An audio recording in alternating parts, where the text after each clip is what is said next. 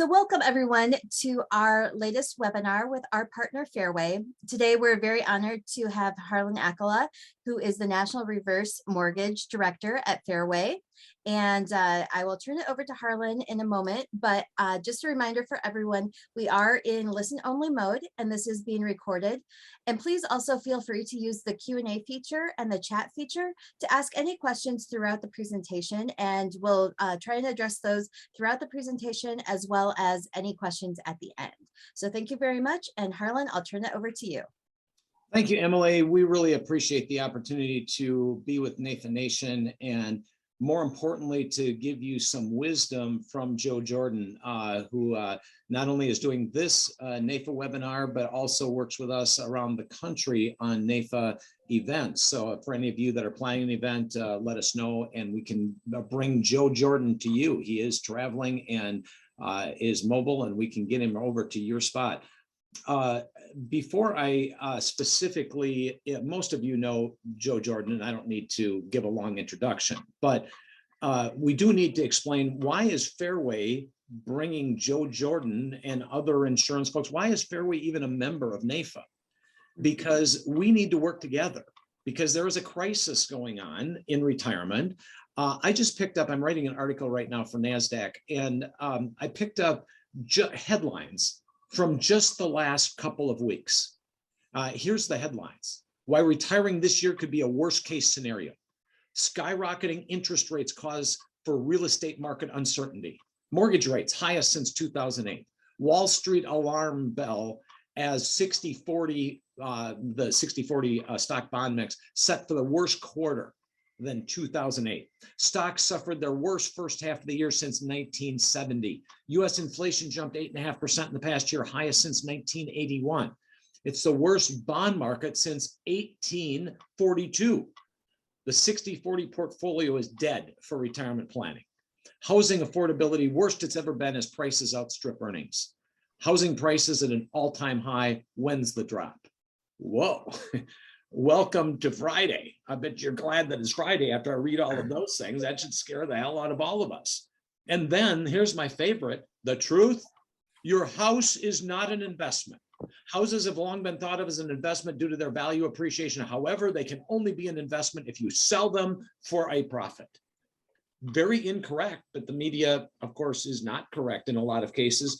And so there is $10.6 trillion in housing wealth, more money there is in the cash value life insurance, more money than there is in 401ks or IRAs or mutual funds.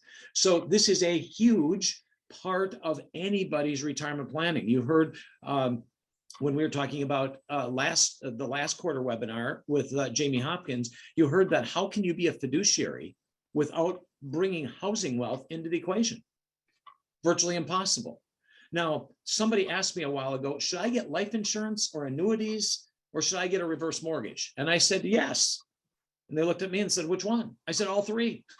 There are no three better tools for retirement planning than life insurance, annuities, and reverse mortgages once you get to the 62 age bracket.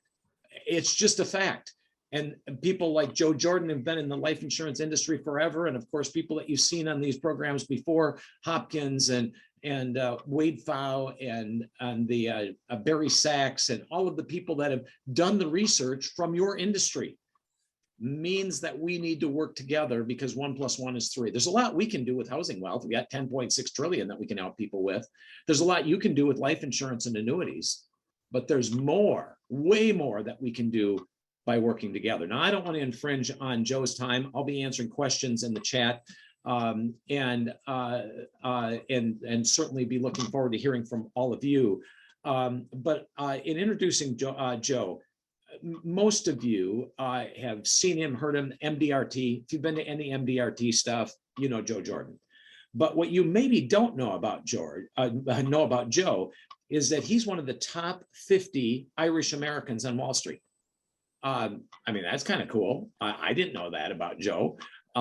So I'm not Irish. I come from, our family comes from Switzerland, but that's pretty cool. Now, he started his career, we won't say anything about his age, but he started his career with Home Life Insurance Company in 1974, and he was rookie as the year and a member of the $1 Million Roundtable. back in 1974. Many of you weren't even born then yet. He's spoken all over the world, top industry conferences like the $2,004 million roundtable, MDRT conferences in Thailand, Korea, Ireland, Greece, Poland, Taiwan, Hong Kong, and Australia. He's spoken at NAFE events, LIMR events, FPA meetings. I don't need to go any further. The bottom line is, I don't care if some of us have no hair or gray hair.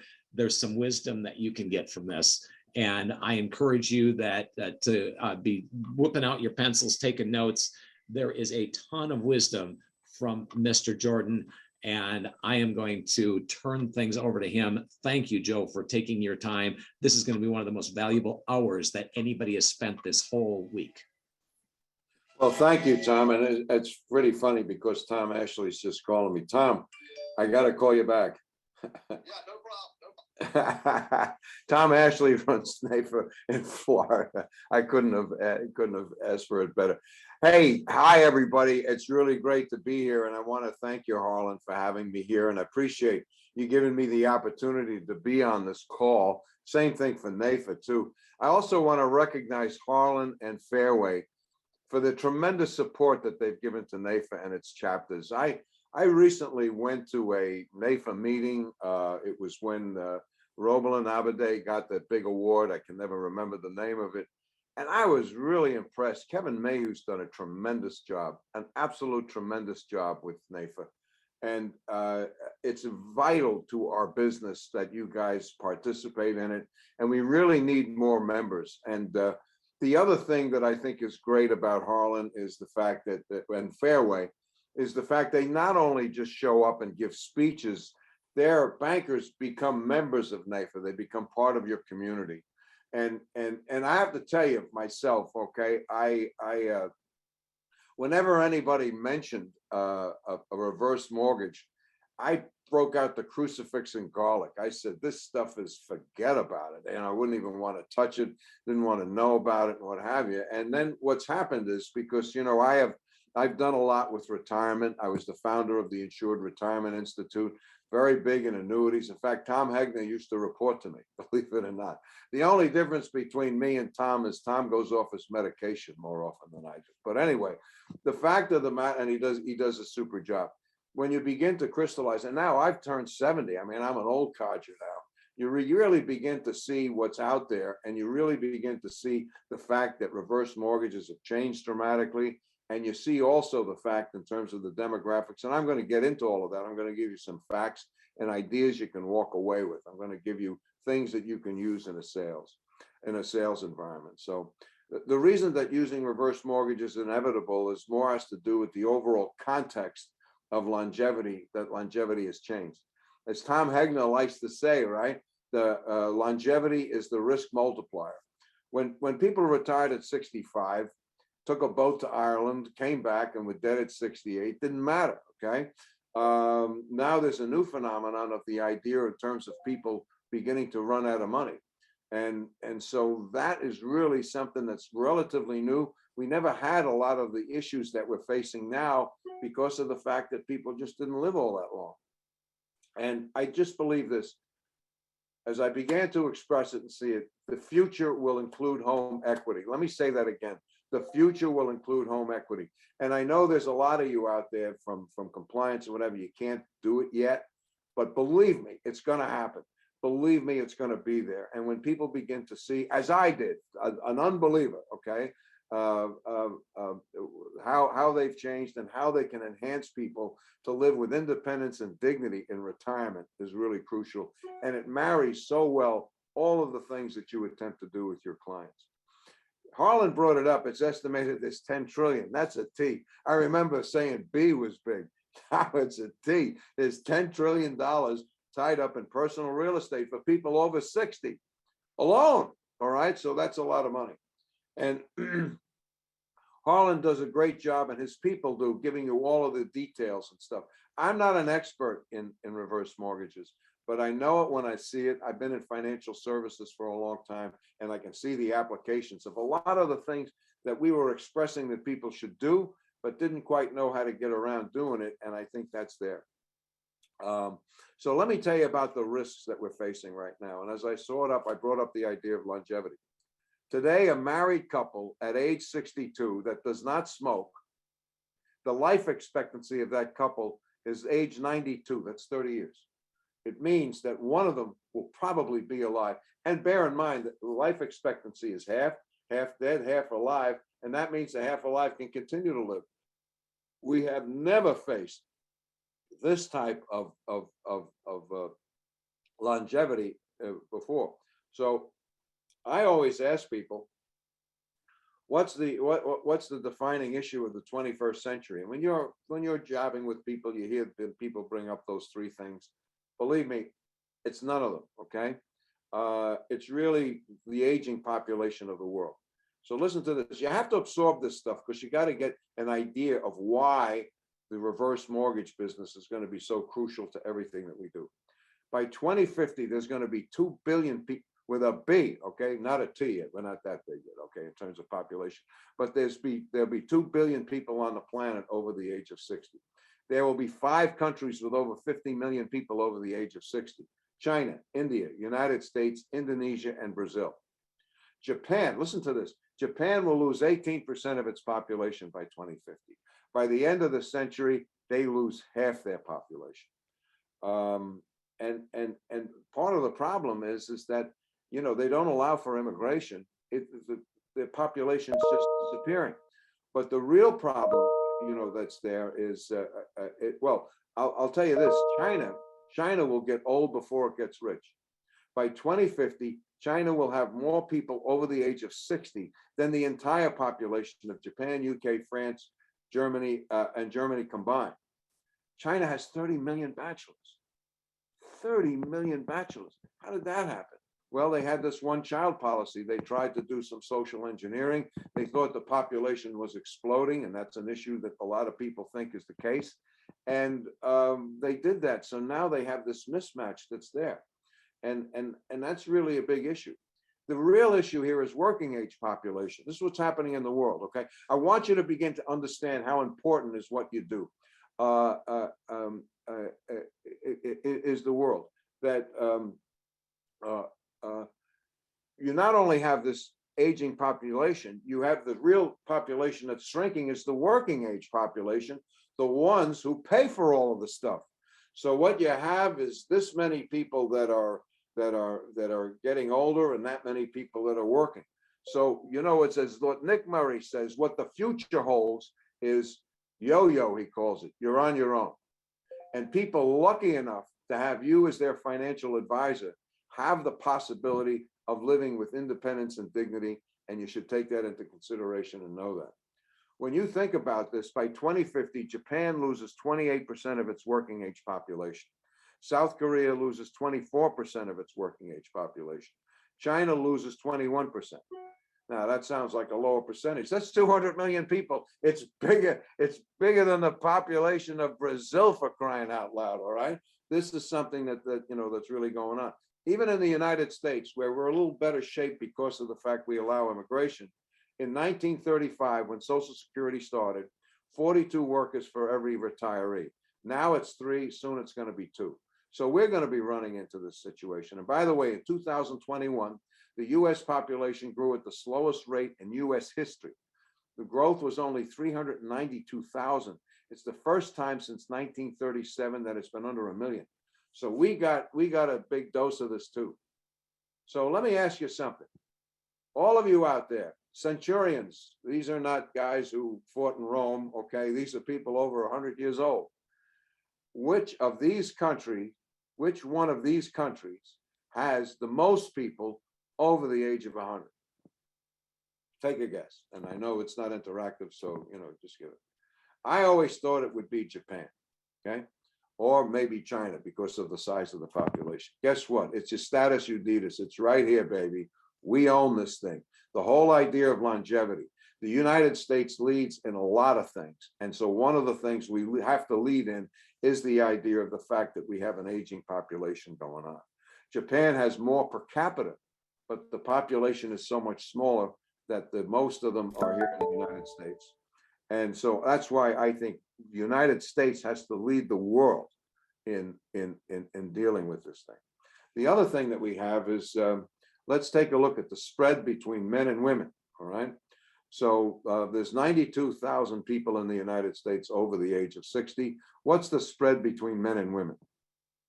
Guess what, folks? It's 5.5 women for every one guy. So this is, what I want to get across is this, and you've heard this before, Tom Hegna, I know, has brought it up. 80% of men die married. 80% of women die single. And you see here the fact that women outlive men by a substantial margin. This is a woman's issue. And that's why I'm very much an advocate to help feminize this business, to bring more women into this business, to do the right thing, to make certain that we talk to them. That's the whole fact that this longevity crisis really is directed at women, and I want you to know that. So the other question I would ask is what is the largest, okay, what is the largest, biggest asset that the average American has, okay? Well, you know what it happens to be? It happens to be Social Security, all right? No joke. And listen to this, okay? If you want to talk about social impact, I always talk about living a significant life. You want to be in an industry that contributes to society and does something good, that you could put a big S, under your shirt and tear it over and say, to have people take a look at it. Listen to this stat. 12% of men and 15% of women rely on Social Security for 90% or more of their retirement income. 37% of men and 42% of women get at least 50% or more from their retirement income. This is a major issue. That's the sleeping giant that's here in terms of a problem. So when you take a look at Social Security, some things you should know about it, okay? I took another average person. This isn't the most amount someone can get, but this is an average person, and you can take Social Security at age 62 now. And so what happens is someone at age 62, this particular person gets an income of $18,000 a year. If they waited to 67, their normal retirement age, it would be $28,000 a year. Now, you'd ask someone, can you live on $18,000 a year? And I guess some people are doing it, but most people would say they couldn't. The real issue is this. How much would someone have to set aside on their own to give them $18,000 a year for the rest of their life, increasing it by 3% a year for inflation? Don't ask me, go to Fidelity. And Fidelity says if you multiply the number by 25, you will come up with the amount of assets you required to have to be able to provide that income with the increase for inflation during a life expectancy. That's $450,000. $450,000.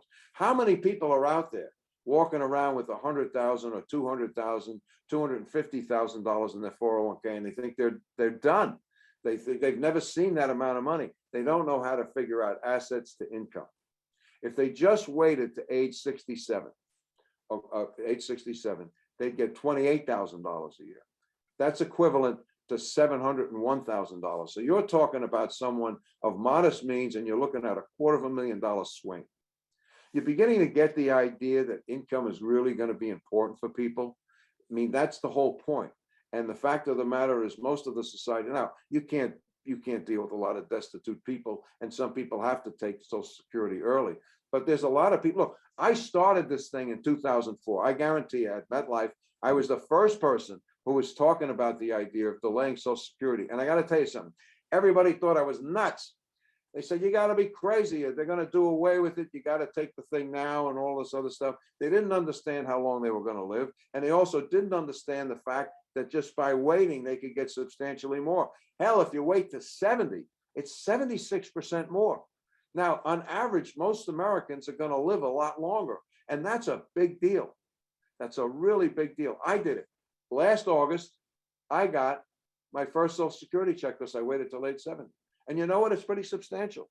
So it's one of the things in terms of planning. And, if you operate on the high end, I don't deal with that. Well, you're better. Let me tell you something. It's a pretty high end benefit at this stage of the game. Of course, something like we'll talk about some of the things that could happen to it. But it's really, you can't do an integrated Social Security, retirement income without understanding this part. And I think it's something that's there. Now, the other thing that happens is, okay, so then I have to delay Social Security. So if I do that, fair question, how long do I have to live, this particular individual, how long do I have to live to make up for the 5/18ths that I didn't have? Well, you got to live to age 78. And that's a time point where it's break even. And every year after that, you're going up. So someone would say, well, what if I die at 76 and I don't get my money back? Who cares? You're dead, for Christ's sake. Okay. It's really the consequences of the decisions. One of the problems that we have in financial services is all of this stuff is built on math. It's not about the math. It's about the consequences of the decisions that you make. My father should not have died at age 42, but he did. And he left his family destitute. That's the point we get at. And so, that's something that's really crucial and important. The fact of the matter is this is a right decision to make, but you got a gap here. I guess people don't like the idea that they're not getting Social Security. So one of the ideas that we have is the Social Security bridge. And the way the Social Security bridge works this way, again, this is an ideal use of home equity. And it's creating a Social Security bridge that you can access the equity that's in your house. And then what you could do is provide you with the equivalent income of this person, $18,000 a year. Now, you got to understand, you're talking to people in this category that probably don't have a lot of loose assets, but maybe they bought a house for $30,000 35 years ago. Maybe they own the bloody thing, or the mortgage is almost all paid off. What they can do, and I put the 18,000 there just to make it simple. It doesn't have to be 18,000 because remember, Social Security, 85% of it's taxable. You could do the tax equivalent in terms of the purchasing power, use your Social Security benefit to do that, and then wait till your normal retirement age to get the high dollar amount. Another use of your equity that happens to be in your home, and that people just had no idea how to access or to do. So what are the advantages, okay, of the HECM bridge? Well, you don't have to use other assets. So you don't have to use up other things or take out stuff from your 401k and then wind up paying taxes on that and doing that. The proceeds are not taxable. That was the point. They're non-taxable, they're tax-free. You got to consult your tax consultant on that. But being non-taxable, you don't have to take out the full dollar amount. You can do the equivalent. You use either the HECM monthly payment or the HECM lock line of credit that provides a lot of flexibility. This is when you sit down with your Fairway banker and you find out about all of the facts and details here. But you got something here.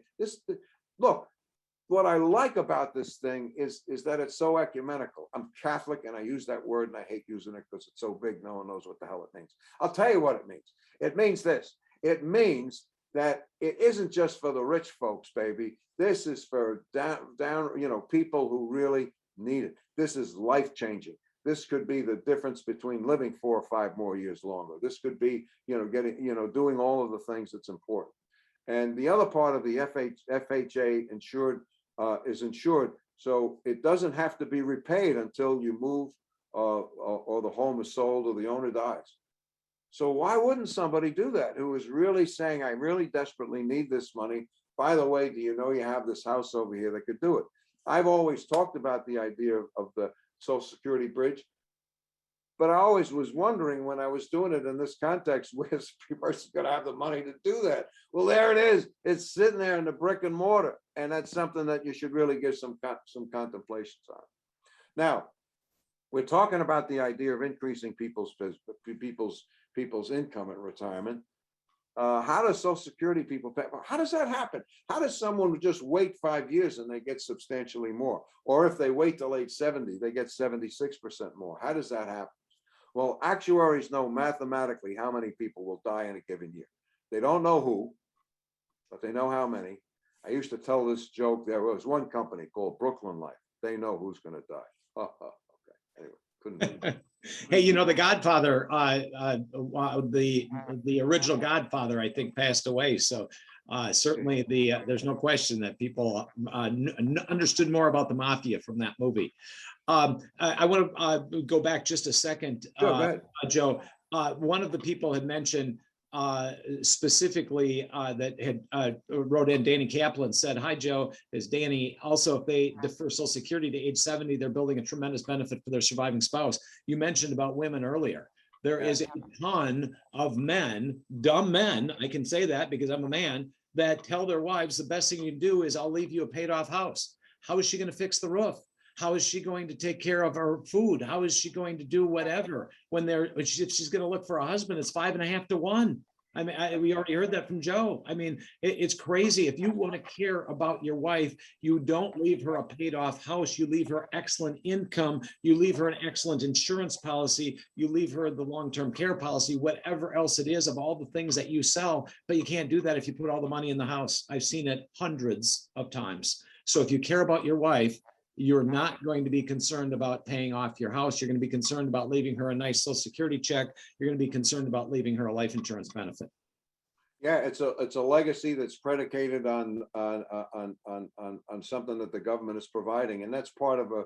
So again, this is back of envelope type financial planning, but it makes a lot of sense, and I think you raise a, excuse me, you raise a very good point, and I think that's something that's there. So this whole idea is that the older people get, the more it pays, the likelihood that people are living longer is going to be there, and you have the ability, to make this happen, and a great way to do the bridge. I got to tell you, because I was talking about this in 2004, and I didn't have the reverse mortgage in my head. The whole idea that they don't have to repay it, and the fact that it's tax-free, and the fact that it provides a better survivor benefit. By the way, Danny is the person hosting our meeting in New Jersey in the fall. He's doing one of these things. I am teeing up with Fairway, and we have about 12 of these things set up. I want to do 25 to 30. I want to go out to local NAIFA offices. I don't want to do the big meeting and walk off, okay? What I want to do is I want to hopefully attract more people to your meetings and to do something with the local Fairway person. Because you're really going to need, after this discussion, to sit down with someone and find out the details, and they can help you do that. So that's what's going forward here. And Danny, thanks for the question, and thanks for being on, and thanks for Cheryl's getting in touch with you. And I'm really looking forward to the fall with you in New Jersey. So when you go to, so this is the fact. When you start with 100 people at age 65, the actuaries know that by 75, there's only 79 of them.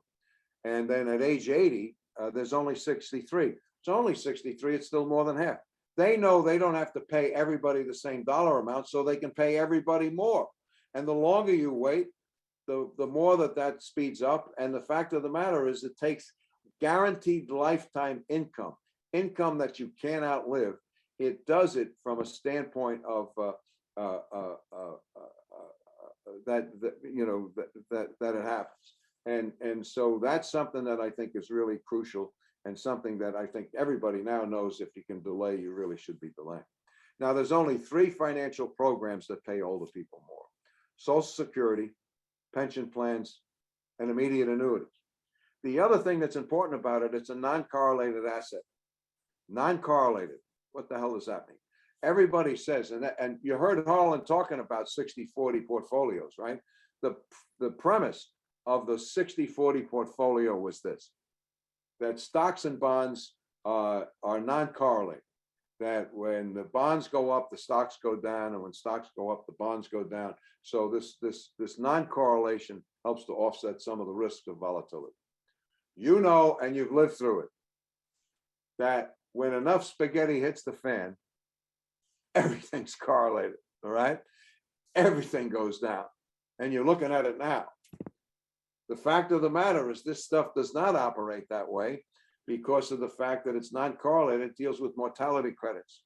And so it's not smoke and mirrors, it's there. Anything that you could do for someone to delay Social Security to get more is worthwhile. A reverse mortgage for someone who's sitting there and the house is either paid for or has a minor mortgage on it, it's something that you could do, okay? The other risk that people take is market and interest rate volatility. And I did the research, and don't spread it around too much because it costs a lot of money. You know what I found out? I found out the stock market goes up and down. And sometimes we forget that. A couple of months ago, everyone was sitting pretty, but you know what happens? The stock market did go down, and it does that. And it's just a question of where you are, the consequences of decision. Of course, stocks outperform every other investment in the long run. It's just a question of where you happen to be. Look where we are today. The S&P, and I think Harlan brought some of this up, the S&P suffered its worst 6 months since 1970, closing at 37.85 from its high of 47.96. I was I was 19 years old in 1970. So you can see how long ago that was. And so the fact of the matter is people don't want to risk taking money out of these lower values because they risk the idea of running out of money in a 30-year retirement. So the other risk they take is this idea of withdrawal rate risk. How much do you take out? I don't know how long I'm going to live. So if I take it, if I spend too much of it, I'm broke while I'm alive. And if I take it out or I'm afraid of it, that's the one thing that I see. People are afraid. They don't want to live. They put this money aside, and it's always the rainy day that never comes. You can't take it with you. And the fact of the matter is, and that's a real dilemma. People did not face that too much years ago. They had a pension plan. They had Social Security. Personal savings was something that was just an aside, and you'd be dead. Now you have this thing to deal with, and you got to bring this to people's attention. I'm trying to tell you, this is a global thing. It's the defining issue of the 21st century is the aging population of the world. And you know, who came out with that is Elon Musk. I have a video. I play this video. Elon Musk has said this. He said, we have to have more children. He said, a lot of people, a lot of smart people are out there thinking the population is growing wild. It's not. It's quite the opposite. If we don't have more children, it's the end of society. It's for real, man. It's the real issue, and you guys deal with it. And I'm giving you some insights to do it. And this is a great tool to use, this reverse mortgage, to help make that happen. So with the withdrawal rate risk, what do you face is, this was in the Wall Street Journal. It said, forget the 4% rule. When I heard this 4% rule, I was like, you gotta be kidding me, man. 4%? That's $40,000 for every $1 million that I set aside. I couldn't believe it. And that's giving you a 90% probability of not running out of money, which means there is a 10% probability of running out of money. You wouldn't get on a plane and fly to Vegas, right? If you thought there was a 10% probability of not being there, but this is what we play with. Again, it's not the numbers, okay? It's the consequences of the decision. This business is not a story of numbers. It's the number of stories, and it's about the impact on people and making certain that you're protected as best you can. So here you go. So the other thing which is new is this whole idea or concept of the sequence of returns. And the best way I find, the way this is explained, comes from Moshe Milevsky. You know, a lot of people do the charts and then they reverse it, and you see that I don't know. I can't even follow it. He did something very simple. He came up with two hypothetical portfolios. One of them has the bad year in the third, and the other one has the bad year in the second. And so what he said was these two portfolios operate in accumulation phase exactly equal. They both, every 3-year period, return 8%. However, if you start taking money out, the first portfolio, which has the bad year in the third, will last for 30 years. And the second portfolio, which has the bad year in the second year, meaning more up close, is only 25 years. So what if you live 28 years? What are you going to do? The whole idea behind it. So that's why this is what Harlan said was very wise. This is a really bad time to start taking money out of your portfolio. Now's the time to maybe have a heck 'em. Now's the time to have, what do I call it? I'd call it a buffer asset. Does anyone know what a buffer asset is? Oh, it looks like it's my next slide. Okay. The benefit of a buffer asset. Boy, am I on tune here. Huh? This comes to us from Dr. Barry Sachs, and this is a great one. He went back to 1990, looked at a 30-year time period. Remember I said a couple age 62 that doesn't smoke has a 30-year, the couple has a life expectancy of 30 years. So what he did is he started out with a $750,000 deposit, put the money into the S&P 500, and went from 1990 to 2019. This guy's taken out, Barry, God bless you, 6.15. Oh, what I forgot to say was that according to Dr. Wade Pfau, it went from 4% to 3%. So that's 30,000 per million. So he's doing double here. So 6% is big. And all he did is he traced it out. And he said out of that 30-year period, okay, and by the way, there's 21 positive years and 9 negative years. He said, all you have to do is skip 2 years. And the first line shows this, you skip 2 years. He talked about the years of 95 and 2003. That $750,000 then is worth 550. Do you hear what I'm saying? You're using a buffer asset. I think I have an idea of what I'm going to tell you a buffer asset should be. You're going to use a buffer asset and let the portfolio heal. Just by those 2 years, if those two were chosen early, you have $550,000. If you just skip 2 years later, 2009 to 2016, there's $350,000. And if you don't skip any of them, you're out of money. So here's another purpose and a use, right? You guys always talking about the idea of having some type of guaranteed income or a lifetime income that you need. And you not only need a lifetime income you can't outlive, you need a lifestyle sustaining income.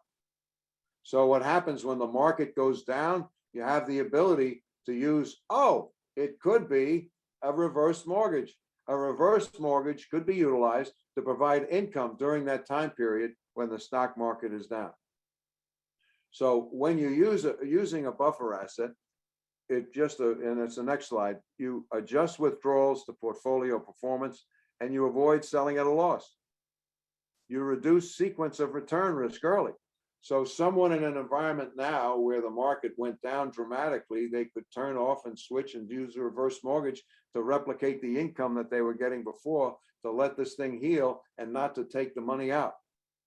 You know, Joe, I was talking to a life insurance agent just this week, and he said, you know, we've talked about buffer assets and the life of cash value of life insurance, and now you're trying to compete with us. I said, absolutely not. It's in addition to, you want both, because almost everybody has a house. Not everybody has enough cash value in their life insurance. So we can do both. Should we educate the 40-year-old to put the money away? Absolutely. But we want to do both. We're not competing against you. We're working together and enhancing what you have already helped create for your client. You know, that's a very good point. You know, you can use your LERP, right? You can use your LERP and your high cash value life insurance, and David McKnight's great book, you know, helps you to do that. But you're right. Now you have an option. You have an option. What would possibly be wrong with that? That asset is just sitting there, and it has the ability to do that, and you could use both and you know, mitigate your risk. So yeah, we're not in competition with that type of approach. I think we're not. I applaud both of them, and that's where I think, you know, especially since that new law passed. I'm trying to remember the name of it. The use of life insurance really is the top program right now for leaving a legacy. Okay, the stretch IRA is gone. It's over a 10-year period, and so the life insurance can be used for that. So now you have your choice. Wouldn't you rather have a choice? I think you're absolutely right. I'm glad you brought that point up, because I certainly adhere to and give credence to doing both of them. All right. So you use your buffer asset for spending in market down years to preserve the portfolio, and you reduce the risk of running out of money. That's the deal. Okay. If the aging population of the world is the biggest issue, it's running out of money. Imagine being in your late 80s and you're broke. It's just horrible. And so here's another use of a reverse mortgage, another arrow in your quiver, another thing that you could use. So there's 3 types of buffer assets, okay? One is to have a sizable liquid side fund available to use a buffer asset, right? You know, the only problem with that is what type of return are you getting on this thing in a money market account? And then you have to repay it. You got to pay it back, because you know what? Over a 30-year retirement, you might run into a couple of these things. The second one is this: use loans preferably from a non-MEC properly funded life insurance policy or LIRP, as highlighted in David McKnight's book, The Power of Zero. I urge everyone to get that book and to read it. Use a reverse mortgage or a HECM. Here we go, okay, to provide tax-free income you don't have to repay from an asset who's recently gone up, okay, it's really recently soared. As I said, the future will include home equity. It increases, this is important, it increases asset diversity and it reduces retirement risk. And it's just another arrow in your quiver that most people don't take advantage of. Look, you know this, the average pre-retiree and retiree in the US have undersaved and risk running out of money. In that context, and you brought up Jamie Hopkins, and I'm glad you did. In that context, let's think about it. As an advisor, could you run afoul of operating in the client's best interest, not by suggesting a reverse mortgage? Let's turn it around. Let's say you didn't. And so that's another issue. The other risk that people take is purchasing power. And if you take a look at this, and I like to do this very simply, take a look at the idea of two stamps, right? In 1992, 30 years ago, a stamp cost 29 cents.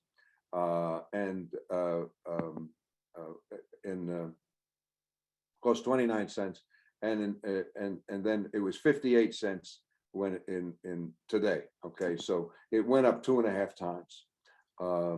Now, how much does $100,000 have to grow to just keep up with 3% inflation? So a lot of people don't know. Boy, I got this great income and it's guaranteed for life. But guess what? You know what? In order to have the same purchasing power of $100,000, just 3% inflation, and it's a lot higher now, you have to have more than double. You have to have set aside to just stay standing still. So the fact of the matter is, in 1992, the stamp cost 29 cents. The S&P closed at 417. In 2022, the stamp cost 58%, up 2.5 times. Then the S&P closed at 4,797. Now I know it's 1,000 points down by that. So guess what? That's over 10 times. 10 times. Now it's slipped all the way down. Oh, it's terrible, to maybe 9 or 8 times, right? That means in retirement, people not only need a lifetime income they can't outlive, they need a lifestyle sustaining income that they can't outlive. And there's 4 ways to ensure keeping purchasing power intact. Invest in equities. We saw that. You see how it works. So however, you're going to need invest in equities. I'll get to the different points then. Invest in variable annuities with income riders. Invest in indexed and structured annuities to have some upside participation with downside risk. Hey, if Harlan says 60-40 is dead, you know what the new 40 is? It's going to be these indexed annuities or RILAs. I mean, you got some downside protection there that you just don't happen with bonds. That's why these markets are made for the products that we have. All right. And then the other thing is to find ways to minimize taxable income. So equities are a great way to go, but you have to have, they're going to give you the highest return, but you're going to have to need a buffer asset to make it happen. Variable annuities with income riders are a great solution because it has a guaranteed income part and the account balance. And of course, the income balance continues to grow regardless of that. The other good thing is there's some good news from Dalbar. What they found out was that the separate accounts of variable annuities outperformed the regular funds themselves. How could that be? Susie Orman must be running, with her hair on fire, okay, trying to figure this one out, or Dave Ramsey, or all these guys. What I said before, it's not about the math, okay? It's not a story of numbers, it's the number of stories. It's not fees, it's not performance, it's about people's behavior. And look, people are paying a higher fee, but they stay there. When the market went down 57%, how do you survive that? How do you recover from that? You simply don't. The products that we sell, plus your advice, allows people to stick out in difficult situations. And we're in one now, and that's the importance of what you do. And you should feel very proud about that, And so there you go. The other thing you should know is, just quickly, the best fund over the 10-year period, remember the lost decade, 2001 to 2009. Okay. The lost decade, the number one performing fund was a fund called CGM. It was up close to 18%. You know what the average investor got in it? -11. You know why? Because it went up about 80% in 2007, and then it went down 46% in 8, and everybody rushed in and rushed out. You got to be able to help people with their behavior, and the products that we provide allow that to happen. So you should feel good about that. So the other thing you need to know is that the rules have changed. Okay. One of the things you need to do is to minimize your taxable income. So we'll go to the next slide. Managing taxes. So what this shows is what happens to your taxable income. With our tax system, the more money you make, the more they take. Well, what a lot of people didn't realize is that, when they started, and I didn't know it either, I'm in the business, for Christ's sake, till I was 65. They take Social Security to pay your Medicare. And what happens now is it's means tested, which means the more income you make, the more they take from your Social Security. It's almost like the reverse of the Joe Namath commercial, right? And we'll take more of your Social Security, okay, to pay for the benefit. So just take a look at this. Next slide. This is the premiums that are paid. It's at the highest level, it's 240% more. And that's going to continue to go up. It's going to continue to go up. So more and more of Social Security, and even at the high end, Social Security is a lot. Maybe if you live long enough, maybe all of it goes just to pay your Medicare. So there's a good way for you to be able to, there must be a way of minimizing your taxes so you're not confronted with this. How do you do that? So what is not considered taxable income? Health savings accounts, Roth accounts. Roth account. I'm self-employed. I don't put money into my SEP IRA anymore. What I use is the money I would have put in plus some others to liberate as much as I can to put it into a Roth so it comes out on a tax-free basis. Oh, you know what? You could use a reverse mortgage to do that.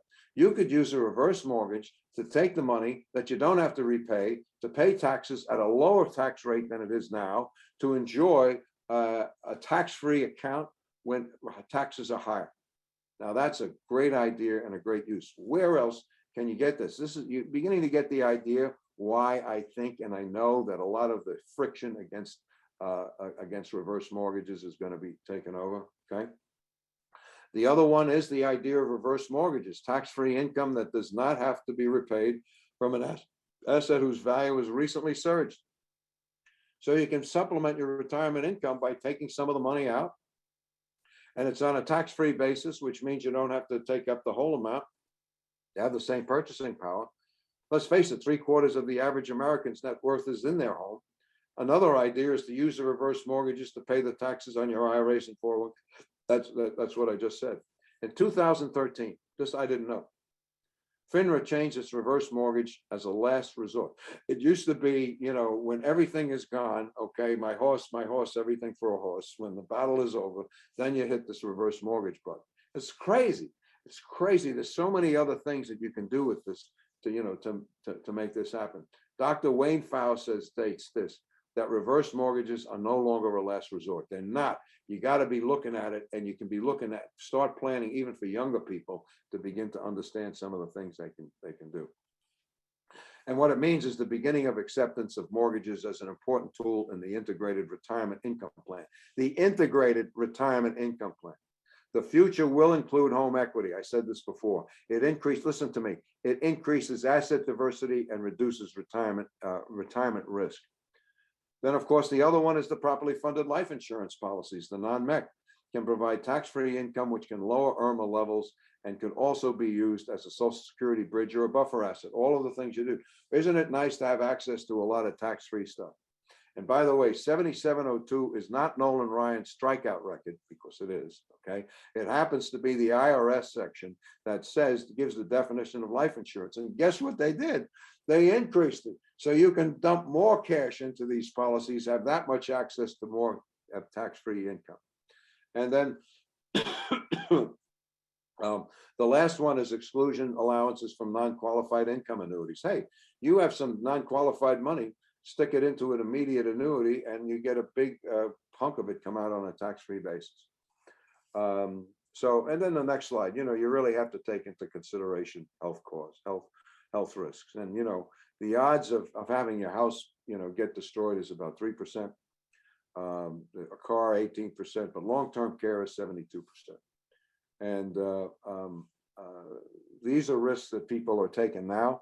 You might live longer, but you may not be healthy, and that could wipe you out too. So I think I've made the case. I hope I do. As you can see, as far as I'm concerned, it's a foregone conclusion that reverse mortgages will be an important tool in the future. NAIFA is behind it, and we really wanted to say thank you to Harlan and to Fairway for all of the things that it's been doing for NAIFA, and to bring this to your attention. I hope this has been helpful to you. And here's his phone number and cell and all his good contact stuff. Joe, your wisdom and your perspective is so important. Never have, as a life insurance agent with annuities and cash value life insurance, been more important than right now. We also feel that there's never been a time that our industry has been more important because of the $10+ trillion, as Joe said with a T, sitting in people's houses over the age of 62. Now, this is when you're hearing from Joe, he sold life insurance since 1974. Imagine the changes that he's seen, and being on the MDRT for all of those years and so on. And yet it's only been the last year or so that he's understood the advantages of the reverse mortgage and housing wealth integrated into your retirement plan. There's many of you that probably feel the same way. I was in the mortgage business, and I used to tell people, stay away from those things. They rip off the old people and hurt the kids. I didn't believe in them because I read too many Dave Ramsey books. After I understood he was wrong, I had a ceremonial burning of all of his books in front of our office. Well, not really, but I thought about it. The issue is that if we work together, we change a dramatic number of lives. How do we do that? Because many of you have been in this business for 10, 20, 30, 40 years, and you don't know enough about this, and that's okay. I know a lot about life insurance. I tell people I've been to all of the life insurance seminars and Money Tracks and Don Blanton, and of course I know about the infinite banking concept. I just spoke at an event about that a couple weeks ago. And so I'm very familiar with what you guys do. You're not as familiar as to what we do. The best way to do that and to figure it out is don't talk to your clients about this. If you go out and tell your clients, hey, you should get a reverse mortgage, they're not going to listen to you because they're going to say, no, I heard those were bad, just like I thought, and just like Joe thought, and just like you may have thought. Well, here's the deal. What we do is we talk before. When you work with a reverse mortgage loan officer from Fairway, we take a look at what's going on with their income bucket, what's going on with the bucket that is in the investments and the insurance and so on. Then what's going on in the housing bucket? How do those all work together? Because nobody wants life insurance, nobody wants an annuity, and nobody wants a reverse mortgage, but everybody wants what those products do. It's up to us as professionals to show what those products do for your client, for our client. And as I mentioned in the chat, Fairway does not allow any of our 3,500 loan officers to sell insurance, sell investments, anything else. We're not your competition. You are our wealth management division. We must work together to be able to change people's lives. So all of our clients, we can refer over to you and have you do the other part. So like Victor said, for example, what kind of life insurance do you guys recommend? Depends on your situation. There isn't anything from that perspective that we can just say, well, you should have cash value, or you should have only do this type of insurance and only do that type of insurance. You should only buy from this company or whatever. That's not the forum we have here. Obviously, cash value is a whole different animal than term, and most people think of term insurance. I came into the industry. I wasn't in the life insurance industry, but I came into senior industry back in the 80s, 70s. Buy term and invest the difference. Anybody remember that? Some guy that eventually sold his company to Prudential, I think it was. But anyway, bottom line is that if we're working together, we find the best options. This is when you draw Social Security. This is when you're going to pull money out of your investments. This is when you're going to pull money out of your cash value life insurance. This is when you're going to turn your annuity on, or you're going to do a deferred annuity, or this is how you're going to deal with Medicare. This is how you're going to deal with the rider on your long-term care policies. So those are the things that we work together on. So the way that we do it is you get with one of us and just send an email to reverseevents@fairwaymc.com. And I've written a book about reverse mortgages. I'm not going to send you to Amazon to buy it. You can, but we'll give it to you for free. It's a nice 90-page book. We'll give it to you for free. You may even want Joe's book, Living a Life of Significance. You may already have it.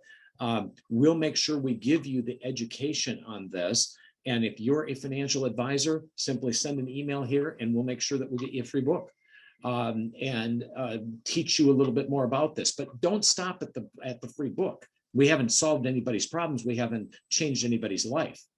What you need to do then at this point is we need to take a look at a case study. How is this going to affect your client? How are we going to solve those problems? And when we work together, that's what's dramatic. And so that is the purpose. Let's not stop here. We can't explain everything in an hour, but let's work together and make sure that we are going to get that together from that specific things. And then we'll say, how will this help Bill and Sue? How does this help the widow lady, Julie, that doesn't know where things are going to go for the next 10, 15 years? We put those things together by working together. Now, Emily mentioned Apex, big deal coming up in Phoenix. I think it's going to be hot in Phoenix in August, but there's air conditioning inside of the gorgeous hotel. Emily, any other comments that you want to talk about? I'm going to be there at Apex. There won't be as many people standing in line to talk to me as talking to Joe, but we're both going to be there in just about a month. We're looking forward to seeing everybody there. Emily, go ahead. Yeah, no, just wanted to chime in. Yes, very excited. Harlan, Joe, lots of industry influencers and names that you know are going to be at this event. This is a fantastic opportunity. We've got plenty of networking opportunities throughout the days that we are together. And so, yeah, you get an opportunity to mix and mingle. And, you know, you've got these burning questions for Joe or Harlan or Tom Hegna, and, you know, they'll be floating around and you can ask them personally and you know, not doing it in a chat, and have some time to talk to them one-on-one. So really looking forward to it. We've got a fantastic group rate at the Arizona Biltmore, beautiful 5-star property. So want to take advantage of being able to get to a property like that for under $200 a night is a fantastic rate. But you know, if you guys have any questions, I dropped the URL for our Apex site in the chat, but it's apex.nefa.org. And looking forward to just hearing more from Harlan and Joe and all of our other industry influencers at Apex. Thank you for that, Emily. We're looking forward to it. And not everybody is going to be old people like Joe and I. Caleb, a guy under 30 who sells a ton of insurance, he's going to be there. So you'll be able to have the whole mix. And Cheryl Cancinella, who works for us, that many of you know from NAIFA, who is still very active in NAIFA, but is no longer in the insurance industry. She works with people in the insurance industry. She's talking about having a baby around that time, so she says she's not going to come. So I don't know. You know, we're going to try to negotiate that with her. But anyway, I was joking with Joe beforehand. Cheryl has asked to have like 3 or 4 days off when she has a baby. So we're trying to work around you know, her schedule on that. Cheryl, you've been around both industries for a long time, obviously the financial industry for longer. Any closing words that you'd like to share from just your personal journey and what you've seen with the synergy between these two companies?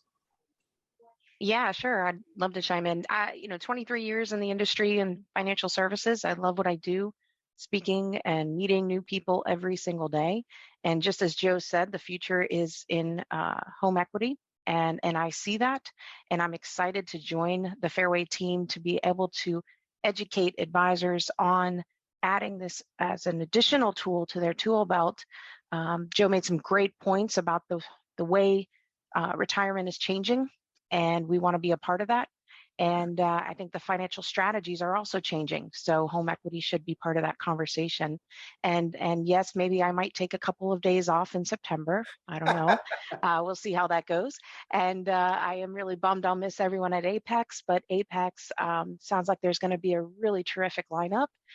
Thanks for that, Emily. And I will miss everyone there, but I will certainly be following everything on social media to make sure that I'm still a part of it in some way.